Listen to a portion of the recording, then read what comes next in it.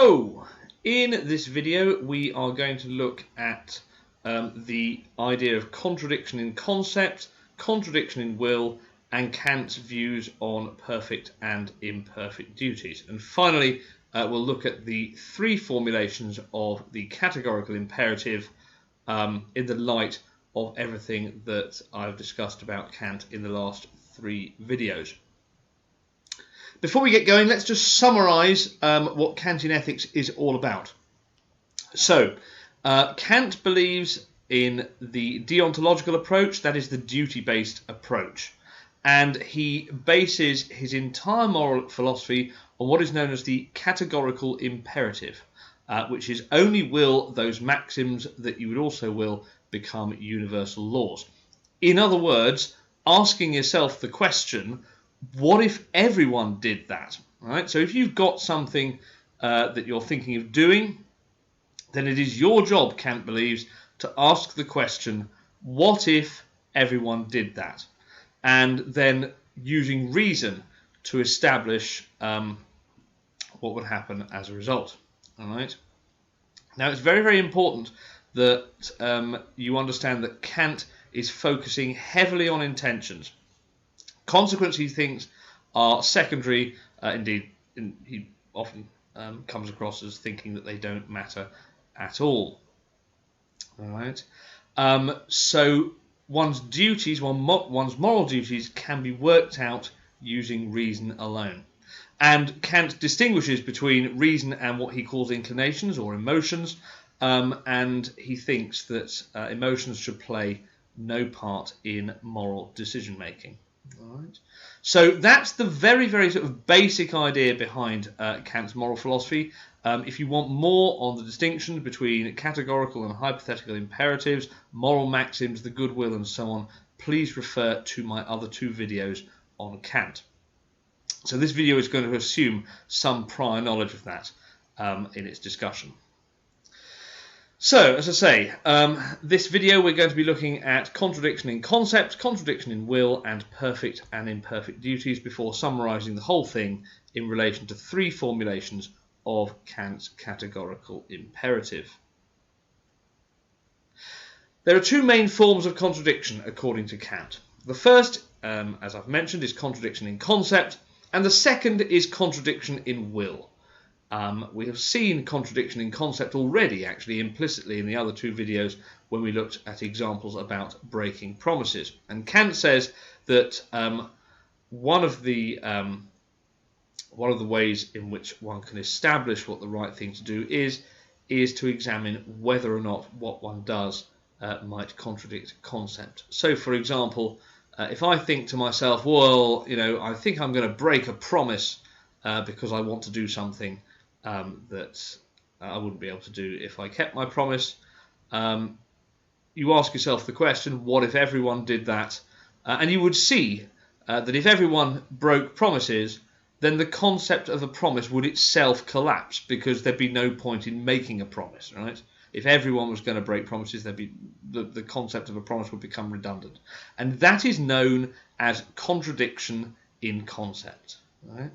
Similarly, if we take Kant's another one of Kant's examples, all right, if you want to borrow money and you have no intention of paying it back, then if everyone did that, then the possibility of obtaining any kind of credit from a bank or anything else, that too would collapse. So that's another example of contradiction in concept. Right? The concept of truth would collapse if everyone lied.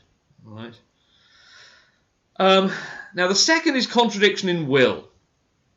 All right, and in one sense it's quite similar to contradiction in concept, except that it's about what happens to you once you've universalized a maxim. So, for example, if I universalize a maxim, never break a promise, then I'm also universalizing the idea that no one ever breaks a promise to me. On the other hand, if I decide that I am going to break a promise, then I am willing that other people break promises to me as well. Right? And this is known as contradiction in will. So, if we look at contradiction in will first in a little bit more detail, suppose I willed that everyone should act out of self-interest. Suppose that was my maxim. In this case, I would be willing a particular end or my interest, but not willing the necessary means to it, namely the voluntary help of others. All right? So it's a hypothetical imperative as well. My own ends are immediately undermined if such a maxim was to hold universally.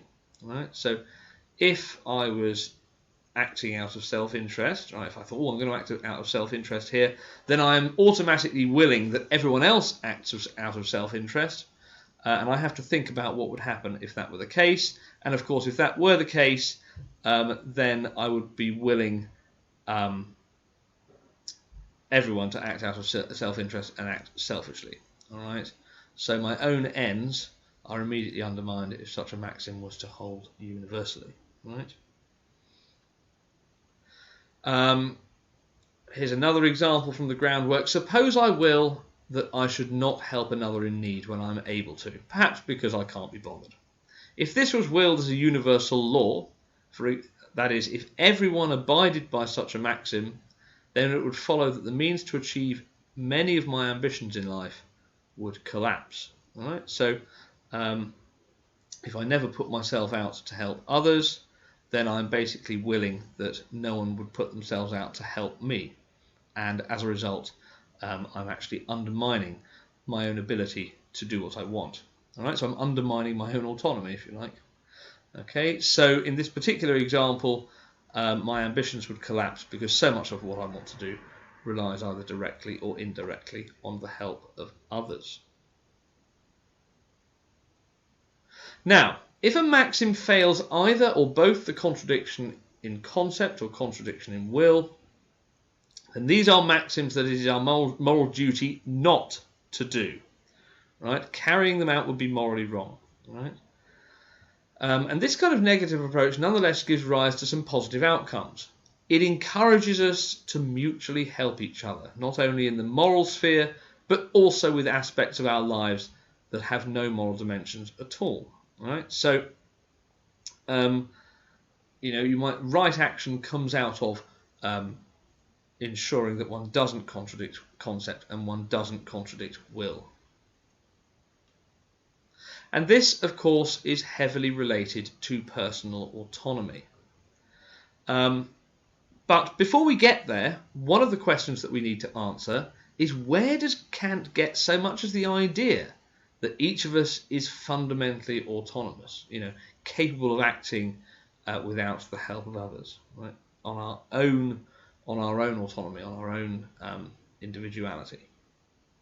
Firstly, Kant believes we are rational beings who should never treat others as means, but always as ends in themselves. And the reason we shouldn't treat each other as means, but only ever as ends, is that if I willed that I was going to treat somebody as a means to my own end, then I'm also willing that other people treat me as a means to their end. So I'm automatically contradicting will. Okay? So you can see how this idea of personal autonomy relates to contradiction in will. And there we are. If we've willed the idea that one can treat others as means to ends, then one falls foul of contradiction in will. If I don't treat people as ends in themselves, then I'm also submitting myself to the inclinations of others, because obviously I'm willing that I'm a means to their ends that are presumably based on their inclinations. All right. So not only should we be treated as ends in ourselves on pain of contradiction in will, but willing as such is an individual activity. In other words, we are subject to the moral law because we make it through our willing. Any rational being able to self-legislate is able to follow the demands of reason. Because it can do that, it follows, Kant thinks, that all rational beings are autonomous. And it's therefore a moral duty that such autonomy be acknowledged. Were one to create a maxim or an action guiding principle to say that human beings were not autonomous, we would again be falling foul of contradiction of the will. Right? So we would, through universalizing that idea, be denying our own power to self-legislate. ultimately, Kant believes in a kingdom of ends, a society in which everyone treats everyone else as an end in themselves, as never as a means to an end. So rational beings should be treated as ends in themselves. They are all subject to the demands of reason and the categorical imperative. In other words, only will those maxims that you also will become universal laws. An understanding that we are all autonomous rational creatures leads Kant to stress that as a community of rational creatures, we therefore participate in a kingdom of ends. So no one is allowing themselves to be influenced by their emotions in moral decision making. Everyone is being careful to ensure that their maxims don't contradict will or concept. Right? And they are following the categorical imperative by asking themselves, what if everyone did that? And so Kant finally and rather grandly suggests that a kingdom of ends is a systematic union of different rational beings under common law. So it doesn't matter whether you're human or an alien or even an animal. If you are rational, right, then no matter what kind of creature you are answerable to the moral law. All right, because you are able to use reason, and through reason you have personal autonomy. Right? And that autonomy allows you to ask the question, what would happen if everyone did that? And that then allows you to establish whether you would contradict concept or contradict will. So because a moral maxim holds for all rational beings, it follows that all rational beings are subject to its demands. So rational beings of whatever kind therefore participate in a life of common moral laws that never treat those who are bound to it as means to ends, but only ever as ends in themselves. So I'm just going to finish up now by talking about three formulations of the categorical imperative. As I say, the categorical imperative is Kant's ultimate formula for determining right action and determining what is wrong. And the first formulation is the principle of the law of nature. Right? It's the law of universalizability. And Kant's actual formulation of it is: act as though the maxim of your action were by your will to become a universal law. Right? So we should act as if our actions will become a universal law of nature. And this first formulation is heavily related to contradiction in concept. Sorry. So what would happen if everyone broke promises? Well, the concept of a promise would collapse because there'd be no point in having such a concept. Secondly, obviously it contradicts will because you're willing that other people break promises to you, and it's almost certainly been brought about through treating people as means to ends. But it is important to recognize that it only needs to fail one of those three things. It only needs to fail contradiction of concept, even if it passed the other two, to fail completely. All right, so it doesn't need to fail all three things, but just one. The second formulation is the principle of ends. Right? Treat human beings as ends in themselves, never as means to ends. Never use others for your own purposes. And the quote is, so act as to treat humanity, whether in your own person or in that of any other, in every case as an end and never merely as a means. Right? As a means to an end. So again, we've seen why Kant believes that we should treat people as ends in themselves and never as means to ends, and this is how he formulates that idea in his second formulation of the categorical imperative. And finally, we've got the third formulation, which is the principle of autonomy. Right? And we should not depend on others to tell us what is right and wrong. We are free and obliged to discover our moral obligations for ourselves through the application of reason. Right? So reason gives us our ultimate freedom to choose, which is why we are bound to the moral law in ways that animals are not, because animals don't have that freedom. They don't have the ability to reason, or so Kant believed. All right. So even if you hold a personal disagreement with that, for the purposes of this topic, we need to sort of take Kant as being right about it. And this third formulation runs as follows. Act that your will can regard itself at the same time as making universal law through its maxims. Right. In other words, you are the ultimate legislator. And all things being equal, if everyone takes this on board and acts according to these categorical imperatives, then we will all reach a kingdom of ends.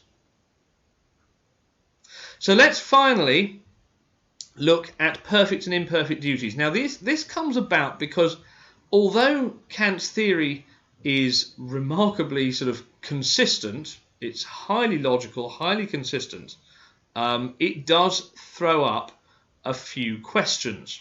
Right? Can one always be consistent? And even Kant realized that there were certain cases in which one couldn't, without some sort of compromise, maintain this ultimate rationality.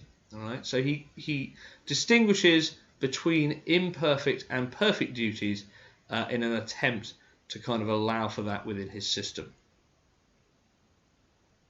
So to begin with, you'd think, well, look, surely a duty is either perfect or it's not a duty at all. I mean, that's what we've kind of been led to believe so far.